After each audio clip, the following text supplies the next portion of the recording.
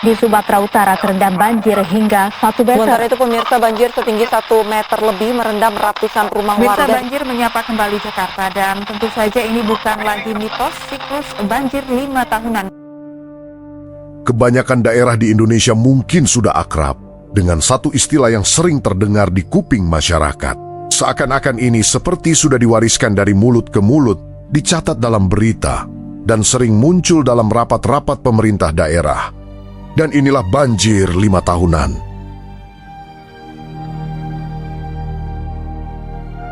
Terdengar sederhana, seolah alam bekerja seperti kalender. Tenang selama beberapa tahun, tapi kemudian murka pada tahun kelima. Tapi, benarkah banjir mengikuti hitungan waktu manusia?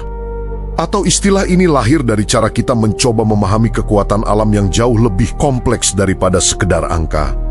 Istilah banjir 5 tahunan bukanlah produk dongeng, tetapi ini juga bukan hukum alam yang pasti. Ia justru lahir dari ingatan kolektif masyarakat yang hidup berdampingan dengan sungai, hujan, dan dataran rendah. Warga yang tinggal puluhan tahun di satu wilayah mulai mengenali sebuah pola. Banjir kecil hampir terjadi setiap tahun, sementara banjir besar yang merendam rumah sampai akhirnya dapat memutus akses jalan. Dan peristiwa besar itu bisa muncul 5 tahun sekali, 10 tahun sekali, atau bahkan 20 tahun sekali. Dari pengalaman berulang inilah istilah tersebut tumbuh. Tapi sayangnya, ini adalah cara manusia memberi nama pada ketidakpastian yang terus mereka hadapi.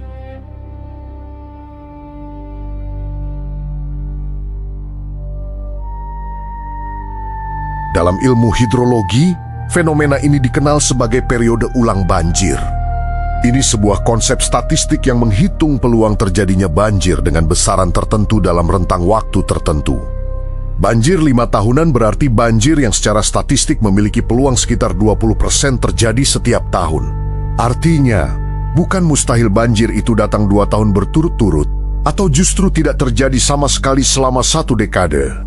Namun angka ini kemudian disederhanakan dalam bahasa sehari-hari, hingga berubah makna menjadi seolah-olah sebuah kepastian waktu. Indonesia adalah negara kepulauan tropis dengan iklim yang sangat dinamis. Curah hujan dipengaruhi oleh berbagai faktor global dan regional, seperti El Nino dan La Niña di Samudra Pasifik. Lalu ada Indian Ocean Dipole di Samudra Hindia. Selain itu, pergerakan angin monsun yang mengatur musim hujan dan kemarau. Perpaduan faktor-faktor inilah yang menyebabkan hujan ekstrim tidak selalu terjadi setiap tahunnya. Kombinasi faktor-faktor ini menciptakan siklus hujan ekstrim yang tidak selalu tahunan. Di beberapa wilayah, puncak hujan besar cenderung muncul dalam rentang 4 hingga 6 tahun. Inilah yang memperkuat kesan adanya banjir 5 tahunan. Namun hujan hanyalah satu bagian dari cerita. Air hujan yang jatuh ke bumi seharusnya memiliki banyak jalan untuk bergerak. Sebagian meresap ke dalam tanah, sebagian mengalir perlahan menuju sungai, sebagian tertahan di rawa, dan sebagian lagi disimpan oleh vegetasi. Pada masa lalu, alam memiliki ruang yang cukup untuk menampung air tersebut. Sungai mengalir berkelok-kelok dan memiliki dataran luas di sekitarnya yang berfungsi menampung luapan air. Hutan menyerap hujan layaknya spons, dan rawa berfungsi sebagai penyangga alami yang menahan kelebihan air. Dalam kondisi seperti itu, banjir besar memang jarang terjadi, dan ketika terjadi, ia dianggap sebagai peristiwa luar biasa. Seiring berjalannya waktu, hubungan manusia dengan ruang berubah. Kota tumbuh, penduduk bertambah, dan lahan yang dulu menyerap air kini tertutup beton dan aspal. Hutan dibuka, rawa ditimbun, sungai diluruskan dan dipersempit. Air yang dulu bergerak perlahan kini dipaksa mengalir cepat tanpa tempat berhenti. Akibat kondisi tersebut, volume air yang masuk ke sungai meningkat sangat cepat ketika hujan lebat turun.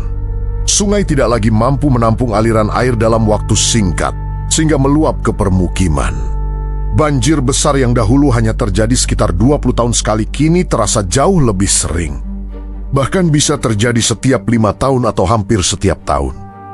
Pada titik ini, istilah banjir 5 tahunan mulai kehilangan arti sebenarnya. Banjir tidak lagi menjadi kejadian yang jarang, tetapi tanda bahwa tata ruang dan lingkungan tidak dikelola dengan baik. Sungai menjadi dangkal karena endapan lumpur, saluran air tersumbat sampah, dan pembangunan sering mengabaikan kemampuan alam menampung air. Akibatnya, hujan yang dulu masih bisa ditahan kini sudah cukup untuk membuat sungai meluap.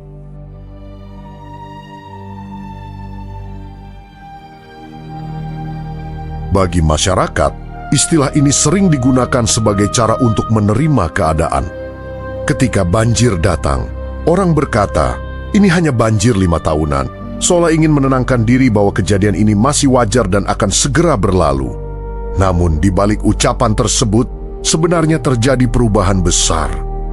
Hujan menjadi semakin ekstrim, lingkungan semakin rusak, dan kota-kota tidak lagi siap menampung air hujan. Tanpa disadari, bahasa yang kita gunakan mencerminkan kebiasaan menerima banjir sebagai sesuatu yang normal, tapi bukan menjadi sebuah peringatan bahwa ada masalah yang terus dibiarkan begitu saja. Selama bertahun-tahun, pemerintah dan perencana kota menggunakan perhitungan periode ulang banjir sebagai dasar pembangunan. Saluran air dan drainase dirancang hanya untuk menampung banjir yang diperkirakan terjadi 2 hingga 5 tahun sekali. Pada masanya, cara ini dianggap sudah cukup karena hujan ekstrim jarang terjadi. Namun kondisi tersebut kini berubah. Iklim yang semakin tidak menentu membuat hujan lebat datang lebih sering dan dalam waktu singkat. Akibatnya, sistem drainase tidak mampu menampung air. Pada akhirnya sungai meluap, jalan-jalan tergenang seperti aliran sungai, dan rumah warga terendam. Banjir yang dulu diperkirakan datang 5 tahunan kini terjadi jauh lebih cepat dari yang direncanakan. Belum lagi perubahan iklim global yang membuat kondisi menjadi semakin berat. Suhu udara yang lebih hangat menyebabkan udara mampu menyimpan lebih banyak uap air. Saat hujan turun, air yang jatuh menjadi lebih lebat dan terjadi dalam waktu singkat. Pola musim pun berubah. Musim kemarau bisa saja berlangsung lebih lama, sementara musim hujan datang dengan curah hujan yang jauh lebih ekstrim. Dalam kondisi seperti ini, perhitungan banjir berdasarkan data lama menjadi sulit digunakan. Catatan kejadian banjir di masa lalu tidak lagi mampu menggambarkan apa yang akan terjadi di masa depan.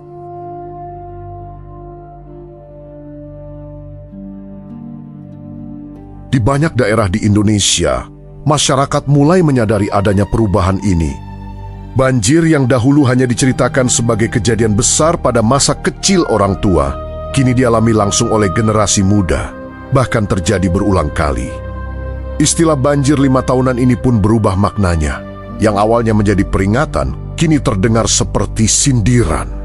Warga mulai berkata, katanya 5 tahunan. Tapi kenyataannya hampir setiap tahun, sebagai ungkapan kegelisahan yang dirasakan bersama. Video ini tidak hanya membahas sebuah istilah, melainkan tentang cara manusia memahami alam di sekitarnya.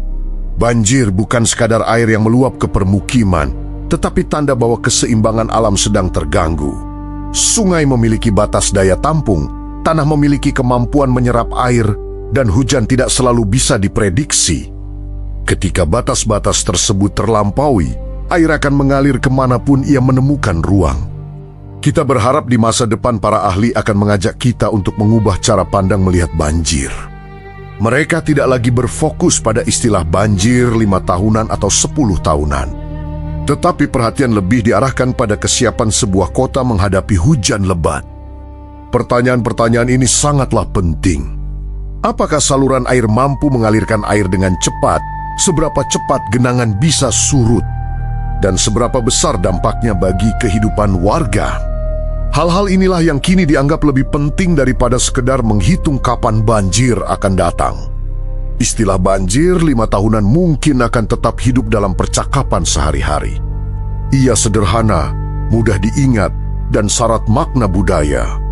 Namun di baliknya, kita perlu memahami bahwa alam tidak bekerja berdasarkan jadwal manusia. Banjir tidak datang karena waktunya tiba, melainkan karena ruangnya telah hilang. Pada akhirnya, banjir 5 tahunan bukanlah janji alam, melainkan cermin dari pilihan kita. Pilihan dalam membangun kota, mengelola sungai, menjaga hutan, dan menghormati batas-batas lingkungan. Jika pilihan itu tidak berubah, maka istilah ini akan terus bergeser maknanya. Dari 5 tahunan menjadi tahunan, bahkan menjadi keseharian. Dan ketika air kembali surut, meninggalkan lumpur di lantai rumah dan jejak di ingatan. Pertanyaan yang tersisa bukan lagi kapan banjir berikutnya akan datang, melainkan apakah kita masih mau menyebutnya kebetulan 5 tahunan, atau mulai mengakuinya sebagai peringatan yang selama ini kita abaikan.